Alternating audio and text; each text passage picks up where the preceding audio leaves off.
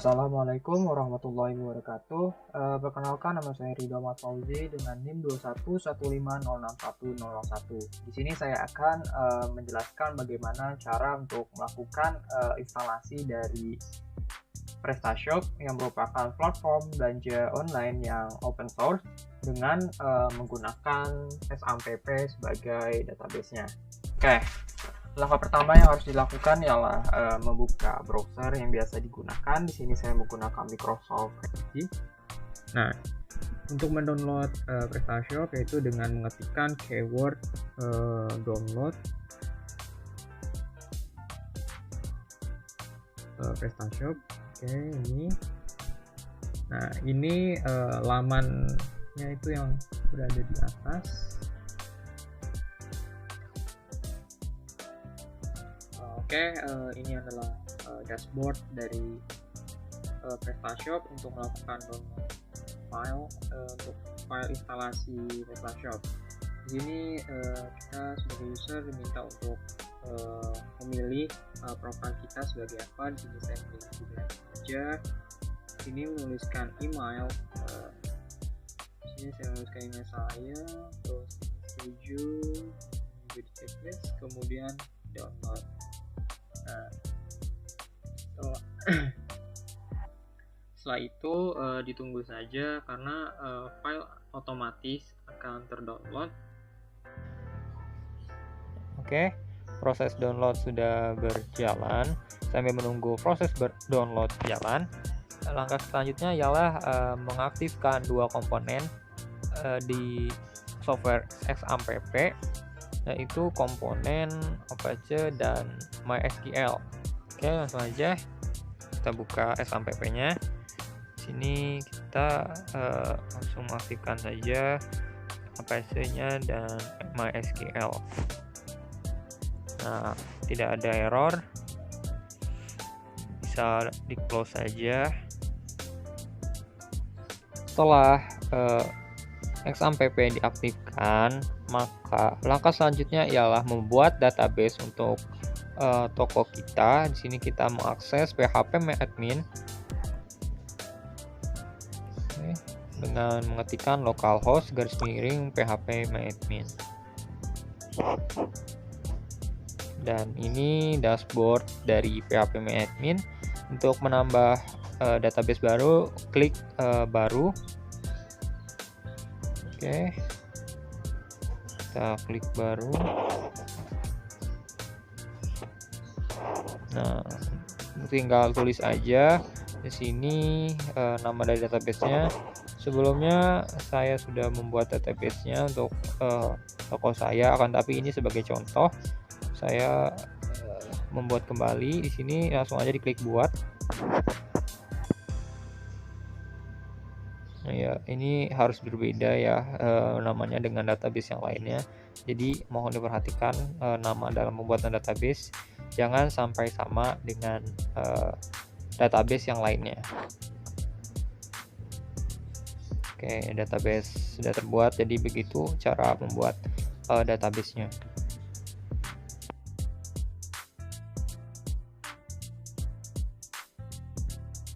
Berhubung file download sudah terdownload dengan baik, langkah selanjutnya adalah melakukan ekstrak dari file yang telah di-download itu. Oke, langsung aja dibuka file manajernya. Ini kita buat file baru dulu.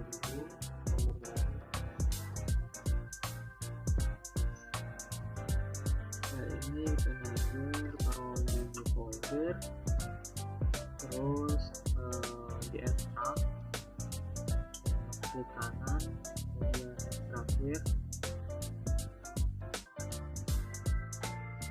Ketiga folder yang dihasilkan dari ekstrak ini akan dipindahkan ke dalam folder htdocs yang ada di dalam XAMPP.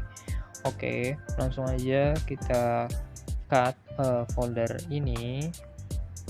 Kemudian kita cari folder XAMPP dan kemudian htdocs kita buka. Habis itu sebelum kita paste, kita membuat folder baru dengan nama PrestaShop supaya lebih diingat. karena sebenarnya bebas untuk penamaannya. Oke, saya memilih PrestaShop. Oke, jika sudah dipastikan saja. Nah, jika sudah di-paste, langkah selanjutnya adalah mengekstrak folder PrestaShop itu. Nah, sebelumnya dipindahkan. Oke.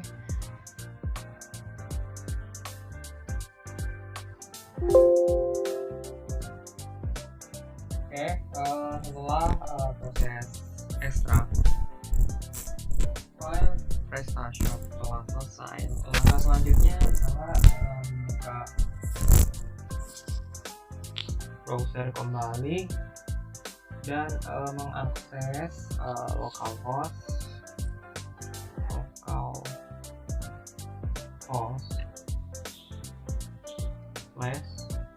PrestaShop.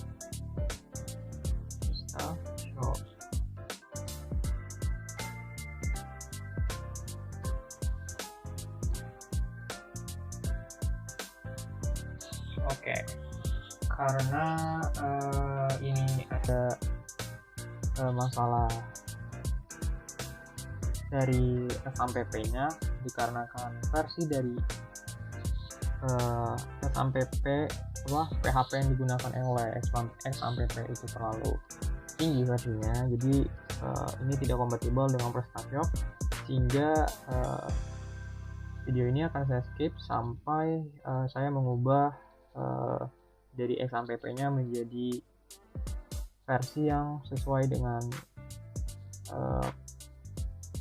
requirement dari PrestaShop. Oke, melanjutkan yang sebelumnya. Karena terkendala XAMPP yang memiliki versi lebih tinggi dari seharusnya atau dari yang seharusnya dibutuhkan oleh PrestaShop, itu terlalu ketinggian, dan setelah melakukan downgrade versi dari XAMPP, langkah selanjutnya ialah masuk ke browser kembali masuk ke dalam localhost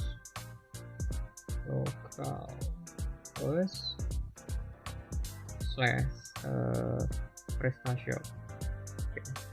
Apakah sekarang sudah bisa?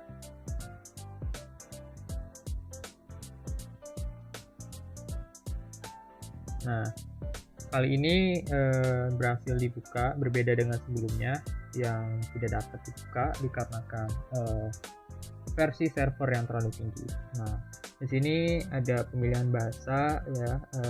Saya memilih bahasa Indonesia sebagai bahasa pengantarnya.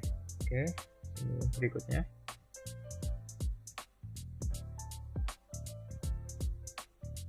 Kemudian ini ada beberapa perjanjian lisensi. Oke, saya setuju. Kemudian berikut.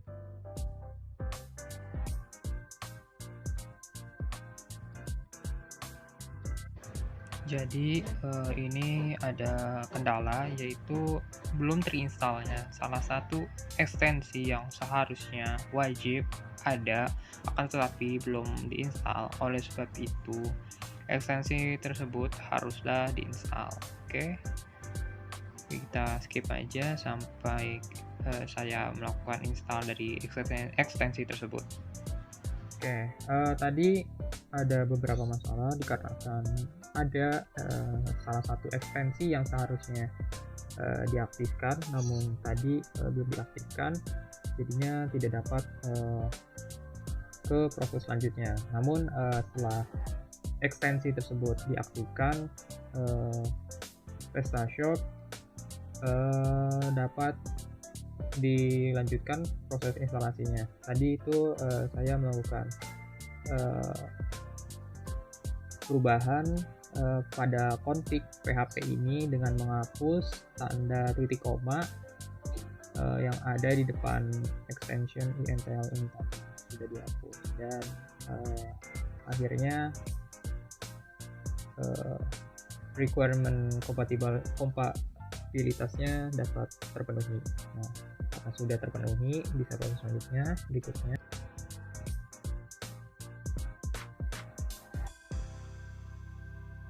Nah, Page selanjutnya ialah mengisi data-data informasi tentang toko yang akan kita buat. Di sini saya akan menambahkan toko saya yaitu warungku. Kemudian kegiatannya itu bisa dipilih, disesuaikan dengan tokonya mau dibuat seperti apa. Saya nanti akan beli makanan dan minuman, kemudian install demo, install data untuk demo atau jadi turunkan dia aja, kemudian di negara jalan waktu asli daerah atau bagaimana ini berikan aja, kemudian sama akun. Nah, ini akan menggunakan sesuai dengan saya.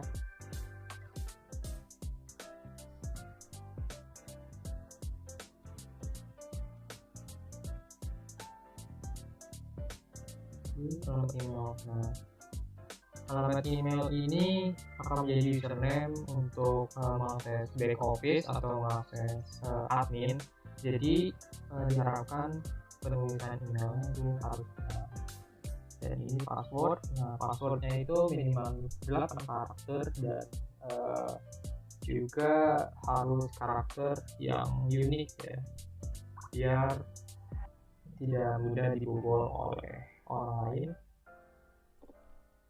Kemudian berikutnya, nah ini page selanjutnya ialah melakukan konfigurasi database yang akan digunakan oleh toko kita nanti. Di sini sesuai dengan sebelumnya, database yang telah dibuat itu namanya warungku. Nah, sesuai dengan yang sebelumnya telah dibuat dalam PHP MyAdmin. Nah, sesuai yang ini warungku. Kemudian ini tes koneksi database. Sekarang dicek apakah database-nya sudah tersedia atau belum. Nah, ini berarti database-nya sudah tersedia dan sudah terhubung. Jadi toko yang kita buat sudah terhubung dengan database yang sebelumnya dibuat. Nah, ini proses instalasi dari tokonya. Kita tunggu aja sampai 100%. Mungkin akan memakan waktu yang cukup lama. Jadi akan saya percepat.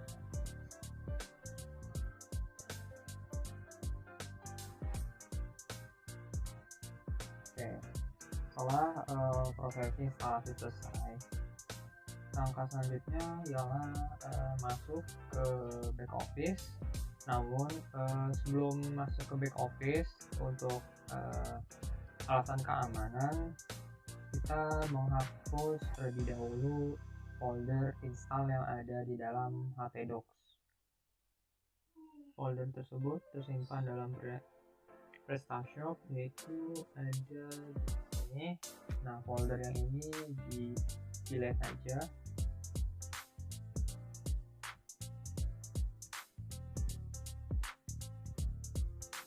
Oke, folder install sudah terdelete. Nah, langkah selanjutnya ialah melakukan konfigurasi back office atau mengelola toko sesuai sesuai dengan tema yang diusung atau sesuai dengan barang apa yang mau dijual. Oke, di sini ada sidebar yang terdiri dari 3 sub, yaitu jual, peningkatan, dan konfigurasi, yang mana setiap sub ini terdapat sub kembali yang dimana fungsi-fungsinya itu untuk melakukan pengelolaan toko kita ini.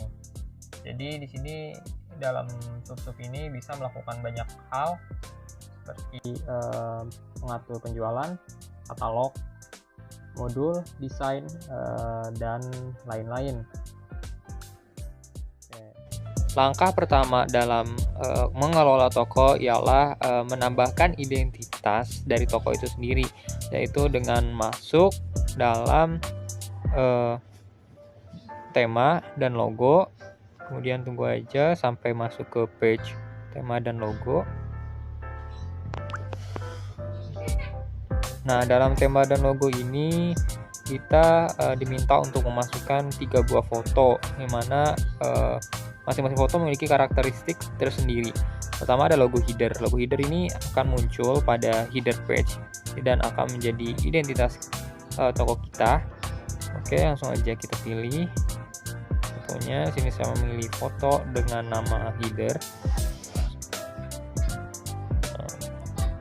Kemudian ada logo email. Logo email ini akan menjadi invoice bagi pelanggan kita nanti.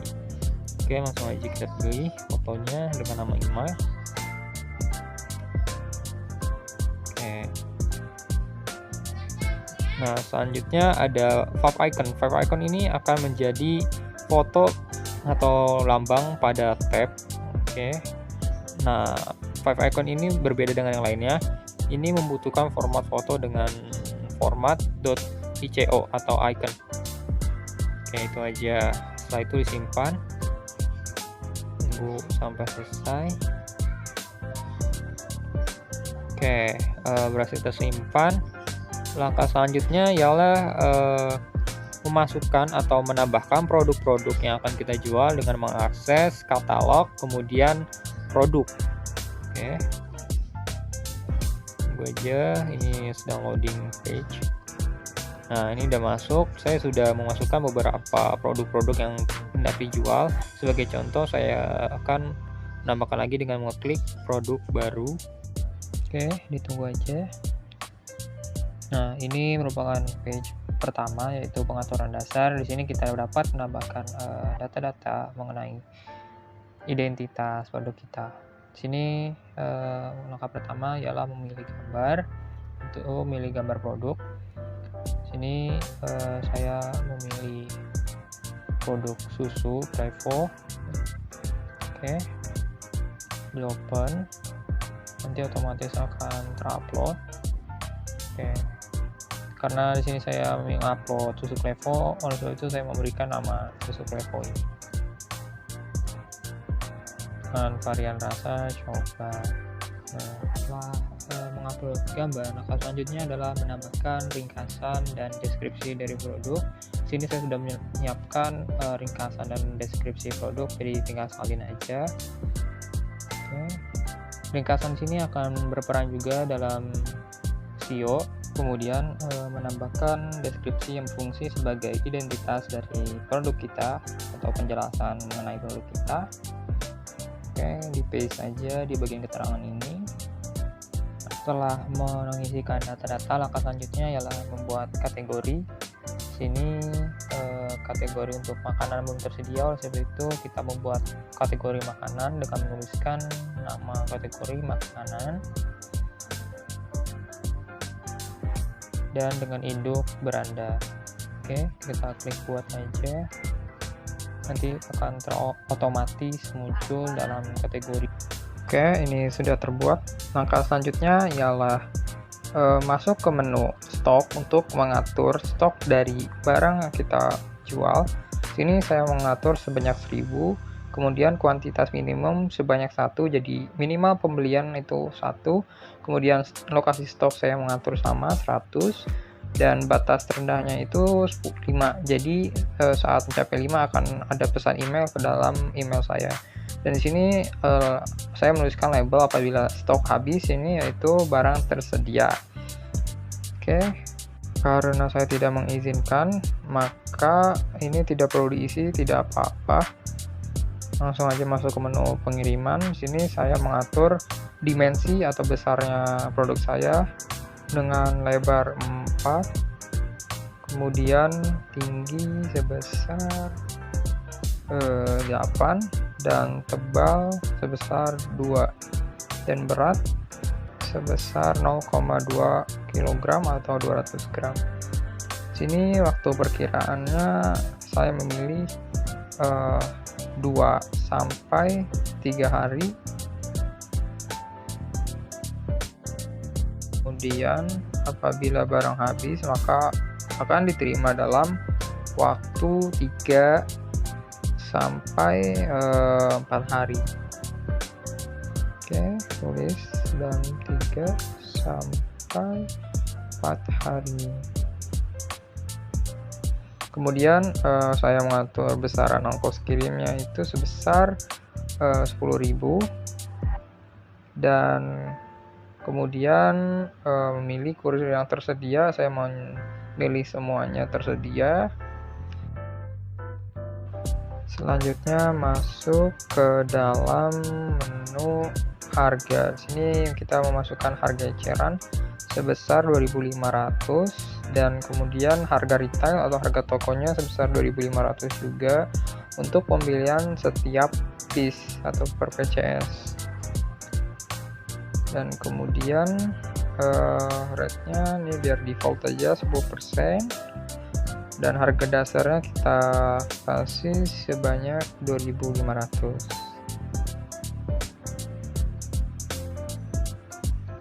Oke, selanjutnya masuk menu SEO. Di sini juga udah menyiapkan untuk menu ini. Saya tinggal mengcopy aja dari sini. Oke, kita pastekan dalam meta judul, dan untuk keterangan juga sama, kita copy dan pastekan dalam meta deskripsi. Selanjutnya masuk ke menu pilihan. Di sini kita hanya mengaktifkan tampilkan kondisi di halaman produk. Jadi akan menampilkan kondisi bahwa produk kita itu produk baru. Nah, ini sudah selesai semua. Selanjutnya ialah menyimpan semua data yang telah kita masukkan dan mengonlinekan atau mengaktifkan atau menampilkan di dalam page. Tunggu aja sampai prosesnya selesai.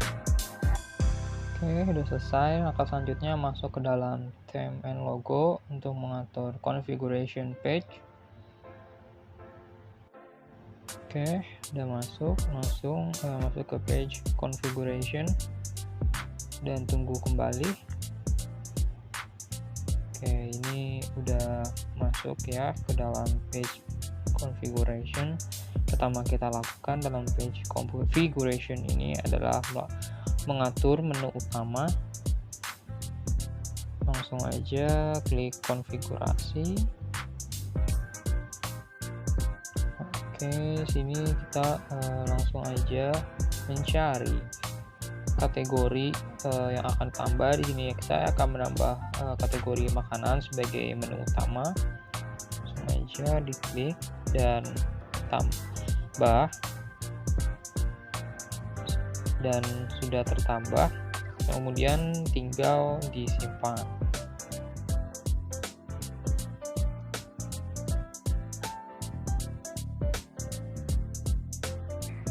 Oke, ini sudah tersimpan menunya.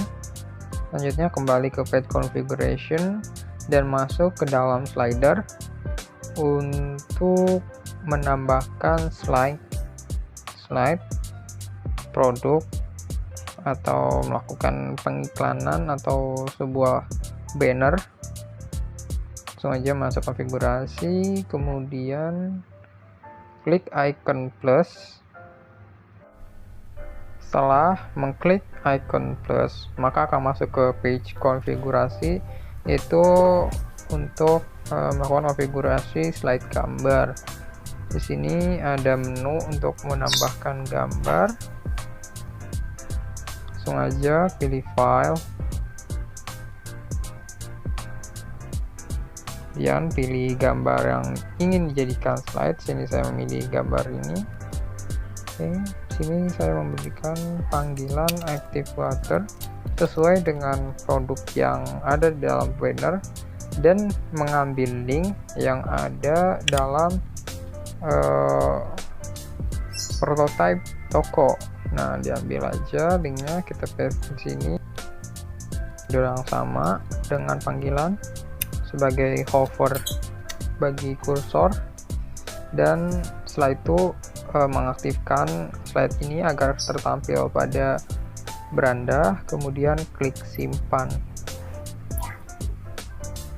Yang berarti proses konfigurasi slide gambar sudah selesai.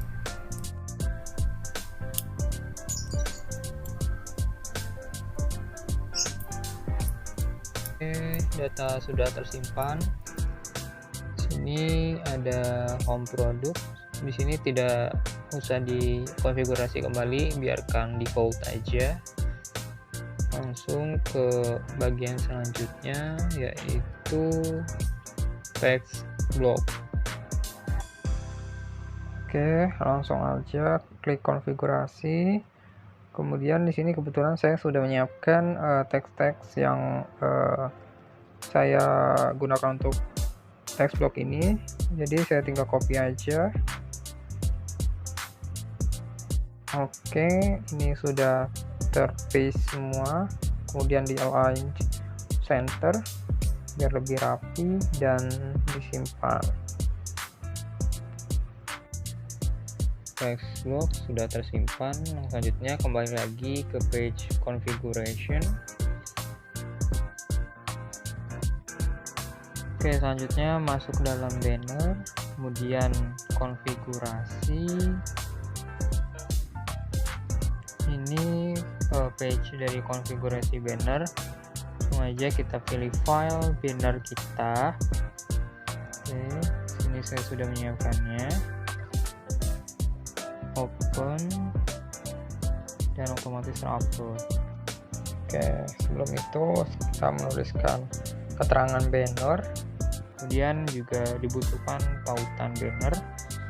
Sini saya mengambil dari beranda prototype warung saya.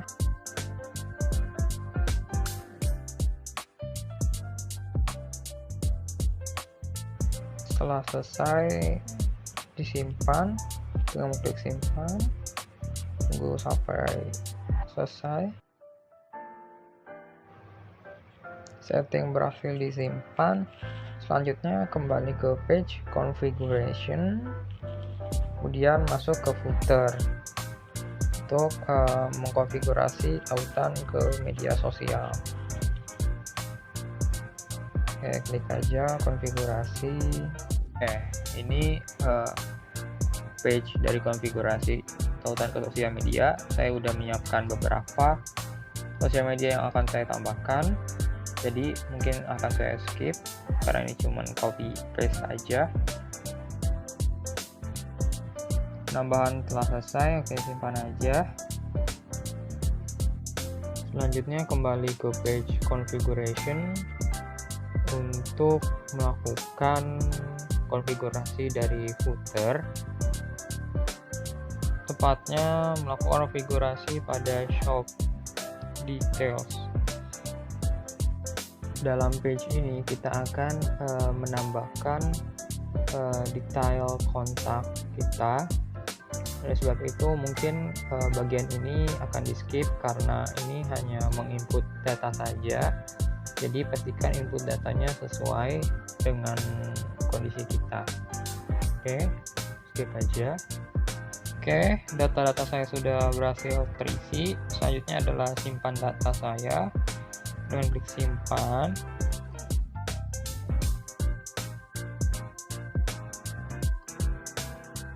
Setelah data tersimpan, kita kembali masuk ke dalam produk untuk menambahkan diskon pada barang yang ada dalam banner, yaitu permen tolak angin.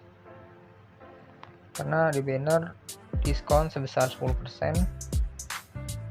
Oke, langsung aja masuk ke permen tolak angin, kemudian masuk ke dalam menu harga, lalu mencari menu harga khusus dan langsung aja diklik. Oke. Nah, setelah muncul, scroll dan memasukkan, pertama itu memasukkan data jangka waktu. Nah, di sini saya masukkan waktu 23 Desember sampai 29 Desember. Nah, oke, dimulai dari 1 Juni. Untuk total produk biarkan default aja, kemudian kita menerapkan diskon itu berupa persen. Ini dirubah dulu persen dan nilainya sebesar 10% sesuai dengan banner. Dan jika selesai tinggal klik berlaku aja. Karena sudah berhasil, selanjutnya simpan aja. Setelah tersimpan, selanjutnya masuk ke dalam menu pengiriman. Oke, langsung aja buka pengiriman, setting. Sini saya melihat apakah settingnya sudah benar. Oke, dan lihat-lihat untuk settingnya sudah benar. Oleh sebab itu langsung aja saya simpan. Oke, klik simpan. Kemudian setelah berhasil terupdate, langkah selanjutnya adalah masuk ke dalam pembayaran, kemudian setting untuk melihat apakah format pembayarannya sudah benar atau belum. Oke, dalam setting ini bisa melakukan pembatasan berdasarkan mata uang, kemudian ada pembatasan dan juga pembatasan berdasarkan negara. Di sini saya tidak melakukan perubahan apapun dikarenakan memang sudah sesuai dengan apa yang saya inginkan. Jadi saya langsung aja simpan setting ini. Oke, ini semua proses konfigurasi toko sudah selesai dilakukan. Selanjutnya kita mengecek apakah sudah benar atau belum dengan cara mengklik lihat toko. Oke, langsung aja kita lihat toko.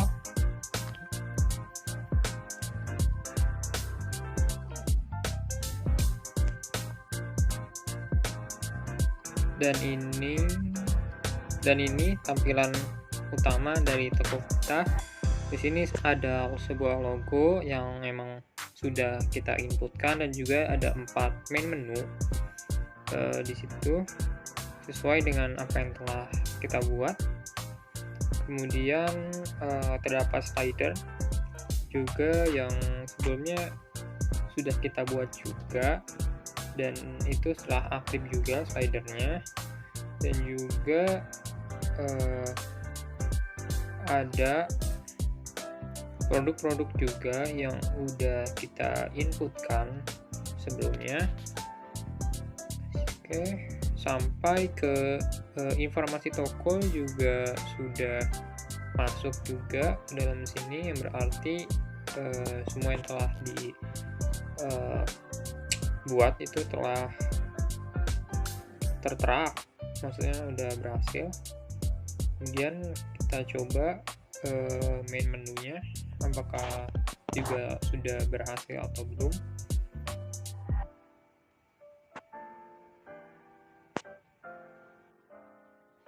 Oke, kita coba membuka menu makanan, apakah sudah benar sesuai dengan kategori makanan.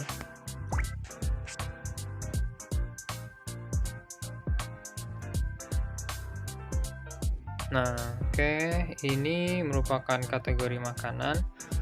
Kita lihat di sini sudah benar semua ya. Produk-produk yang masuk sini hanyalah produk yang berupa makanan saja. Jadi kategorinya ini yang kita buat itu tidak salah, alias sudah benar, yang berarti sudah berhasil membuat kategorinya. Kemudian selanjutnya ialah kembali ke menu, ke halaman utama untuk mengecek apakah slider kita sudah terhubung dengan produk sesuai dengan gambar yang ada di dalam slider. Di sini ada gambar susu beruang, apakah setelah diklik akan masuk ke page susu beruang. Oke. Dan ini sudah benar ya. Setelah diklik masuk ke dalam page susu beruang, jadi link yang kita berikan itu sudah sesuai dengan gambar. Oke, cukup sekian penjelasan mengenai pembuatan platform belanja online dari saya. Kurang lebihnya saya mohon maaf. Sekian, terima kasih.